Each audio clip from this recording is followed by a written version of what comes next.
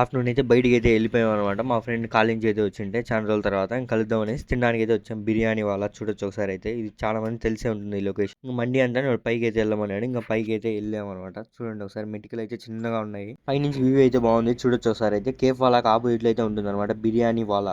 ఖచ్చితంగా అయితే ట్రై చేయండి. మేము చాలా సార్లు అయితే ట్రై చేస్తాం. ఇంకా మా ఫ్రెండ్స్ అయితే తీసుకొని అయితే ఎంటర్ అయిపోయినాం. చూడొచ్చు ఒకసారి అయితే. ఎందుకు బ్యాక్ సైడ్ నుంచి అయితే వ్యూ అయితే బాగుంది. ఇంకా సీటింగ్ కూడా అంతా చూసుకోవచ్చు. అంబియన్స్ కానీ అంతా చూడొచ్చు వీడియోలో ఎంత బాగుందో.